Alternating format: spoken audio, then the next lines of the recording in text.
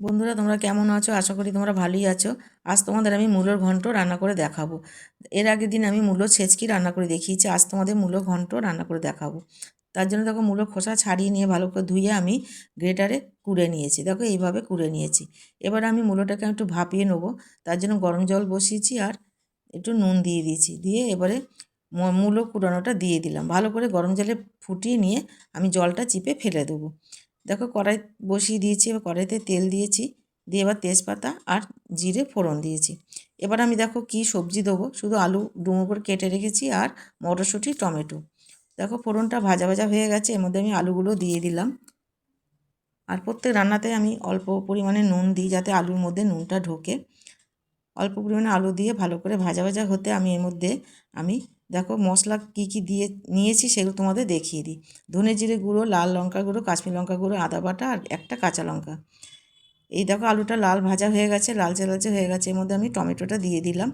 দিয়ে এবার নেড়ে চেড়ে নিয়ে ভালো করে এবার আমি মশলাগুলো দিয়ে দিলাম।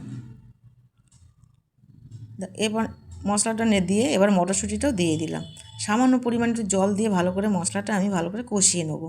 আলু আর মটরশুঁটি ভালো করে মশলা মিশিয়ে গেলে এর মধ্যে আমি মূলো চিপে রেখেছিলাম জল ঝরিয়ে, সেই মূলোটা আমি এর মধ্যে দেখো দিয়ে দিলাম। দিয়ে বন্ধুরা ভালো করে কষাতে হবে, কষাতে কষাতে, তাহলে মূলোর গন্ধটা অর্ধেক তো চলেই গেছে, ভাপিয়ে নিয়েছি, জলটা ফেলে দিয়েছি। এইভাবে কষাতে কষাতে মূলোর গন্ধটা আর থাকবে না, অনেকটা গ্যাসটাও কমে যাবে। দেখো, এবার আমি অল্প পরিমাণে হলুদ দিলাম আর নুন দিলাম। ভালো করে একটু কষিয়ে নেবো আমি। এই কষাতে কষাতে অর্ধেক রান্নাটাই আমার হয়ে যাবে।